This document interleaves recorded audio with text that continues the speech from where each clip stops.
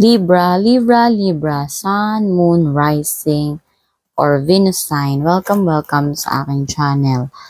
This is your reading for this coming days, no? This is collective reading, so asahan mo hindi lahat is magre-resonate sa'yo or hindi ka makaka-relate. Iba-ibang tao, iba-ibang sitwasyon, pangyayari yung mako-collect na message. So piliin mo lang yung makaka-relate ka. And this is also a timeless reading. Pwedeng kung kailan mo napanood tong video na to, dun pa lang ka makaka-relate. Or pwedeng ito din ay nangyari na, nangyayari na, or mangyayari pa lang. So, kunin natin yung energy mo, Libra.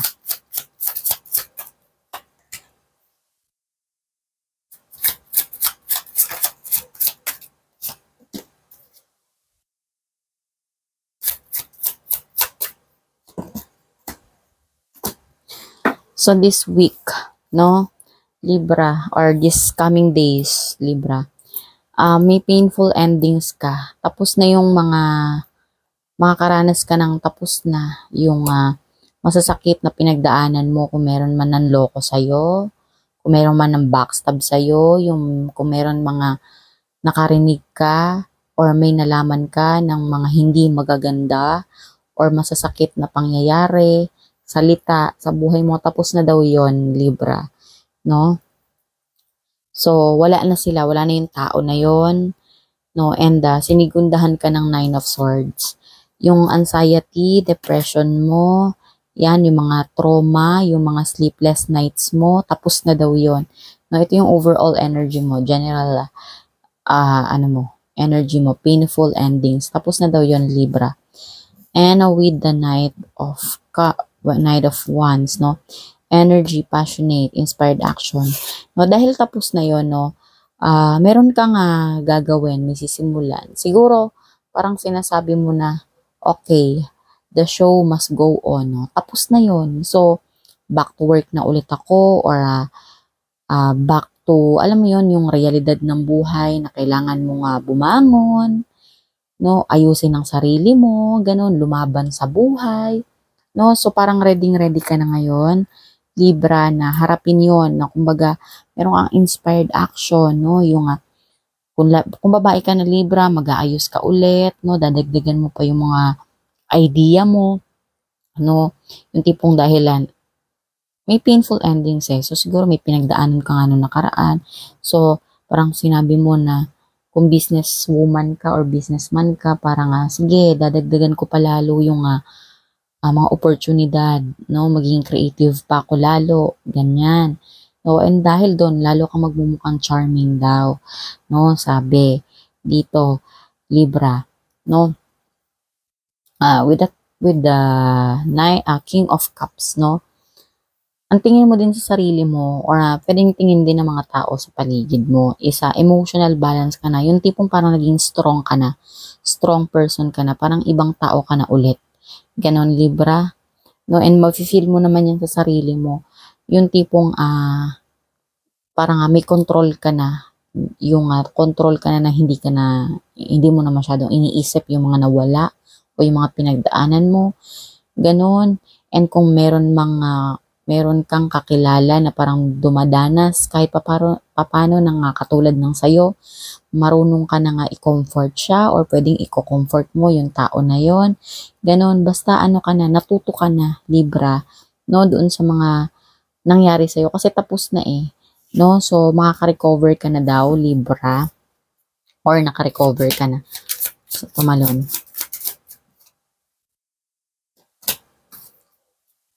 Puro Knight, no?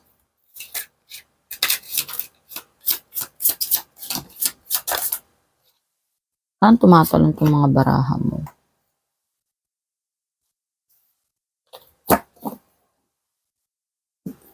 So, yun nga.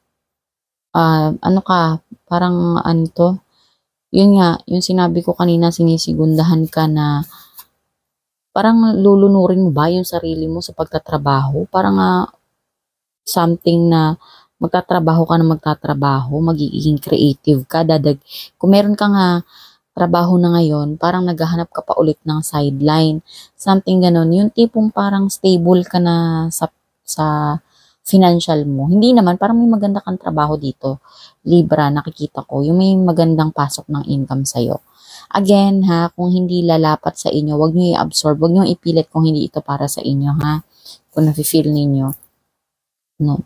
Pero dahil doon, parang nga something na naghahanap ka pa ng another sideline, hindi para, hindi para magkaroon ng maraming income pa, kundi para iwasan mo yung sakit na naramdaman mo nung nakaraan. Though tapos na daw yun, Libra eh.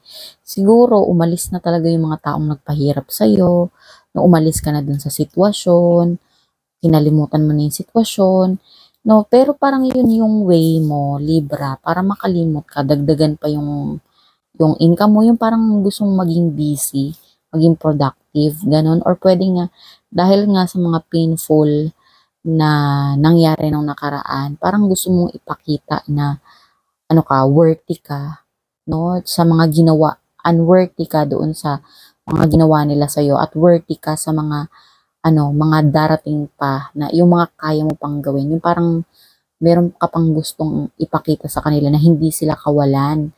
Yung mga nanloko sa iyo, ganun, o yung nanloko sa iyo, ganun. Yun nga kasi parang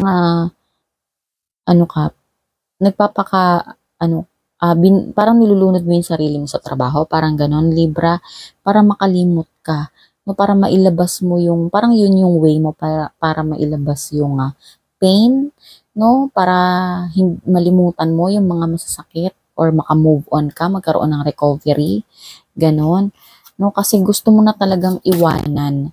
Gusto mo na daw talagang iwanan yung na yun, yung sitwasyon na yun, yung pangyayari na yun sa buhay mo, no, Libra. Or pwedeng sinasabi dito ng cards na yun, kailangan mo daw parang mas maging masipag pa, ganon, pa sa trabaho, yung tipong yun nga, kailangan mo nga ng maraming sideline, hindi na halos, parang secondary na lang yung income eh, kundi nga parang makalimot ka, no? Kasi baka siguro nag-iisip ka, kasi air sign din kayo, Libra, yung palaisip din kayo na tao. Yung mga air sign kasi palaisip niya tao, Gemini, Libra, Aquarius, no? Intellectual yung ginagamit nito. So, alam mo yon, no? Pag marami ka kasing trabaho, pag marami ka kasing ginagawa, so malilimutan mo kahit papano yung mga bagay na mga naiisip mo. Pero 'di ba pag marami kang ginagawa, nahahati yung attention mo. So, pwedeng ganun yung sinasabi ng cards dito, no? Yung magpakatrabaho ka ng magtrabaho or mag-OT ka, wag naman na siguro dumating sa punto na parang pinapagod mo na or kinakawawa mo na yung katawan mo, ganon, Libra. Kundi parang sinasabi lang naman dito ng cards sa'yo na yun, para palaisip ka kasi air ailment ka. So, para mahati lang yung attention mo, at least malesen lang. Ganon is, kung merong OT, tumanggap ka ng OT, kung may sideline, yun, kumuha ka ng sideline, no, para malesen yung, heartache mo, yung mga pains, or magkaroon ka na move on, maka-move on ka, no? Kasi, papunta ka na doon sa dapat mong tahakin, no, iniiwan mo na kasi yung mga masasakit na nangyari. Yun ang sinasabi, Libra. So, kapag tayo ng energy mo.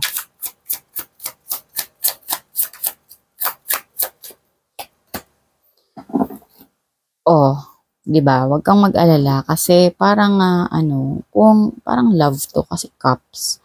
No, kung pinoproblema mo is about love, no, parang may new love na paparating. No? Yung tipong baka may mag-offer na naman sa inyo ng bagong pag-ibig, ganun. Attractive din kayo kasi na tao, Libra. Kumbaga, ma-charming kayo. Marami yung kakilalang Libra magaganda. Sa totoo lang, iba yung pagiging attractive ninyo, Libra, no? Kaysa sa kay Pisces, ganun. Kung lalaki kayo na Libra, mga gwapo kayo. Kung babae naman kayo na Libra, magaganda kayo, no? Iba yung charm ninyo mga Libra, no? Yun talaga parang mapapalingon, ganon. At saka yung kakaiba yung charm ninyo, yung inside and out, mabubuti rin ang puso ninyo Libra. So yun, no? May new love na paparating sa'yo. Pwedeng new pag-ibig. Or pwede din to dahil parang nai-inlove ka na sa ginawa mo na parang masaya pala ang maraming trabaho, na-inlove ka kasi ang dami mo ng ipon, no, ganun. So, yun, no, pwedeng nga new opportunity yun, new love yun, yung parang mai-inlove ka na sa ginagawa mo, tapos bigla ka pang na-promote, no, yun pala may pinagdadaanan ka lang. So, na-convert mo yung energy na pinagdaanan mo, Libra, no, papunta doon sa sa naging marami kang na-create na opportunity, no, Libra. So, ang ganda ng energy mo kasi from heart pain na yung painful endings, no, and ma-alchemize mo yun siya, no, into something new, yung creative opportunities, or maybe may iba sa inyo dito, baka pwedeng ma-surprise ka na lang kasi may mag-message din, ganon, may mababalitaan ka, pabor sa'yo, may mga posibilidad, ganon, baka may manghingi din ng sorry, yun, no, basta yun yung energy mo for this coming days, Libra. So, kuha naman tayo ngayon ng mindful message. Ito yung may mga paalalang mensahe ng universe this coming days. Water my dreams. All I desire is on its way to me. But like a seed, my dreams too.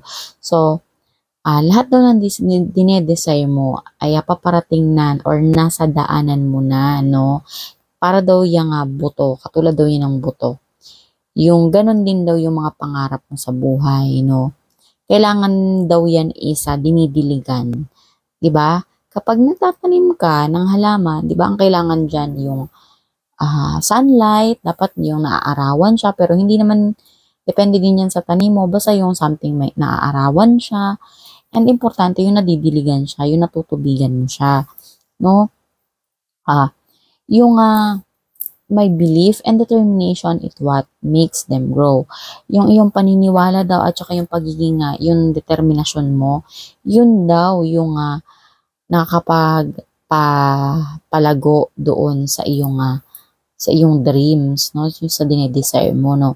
I will be patient throughout this journey, no? So, maging mapasensya ka daw sa iyong tinatahak na landas. It is all unfolding at the perfect time.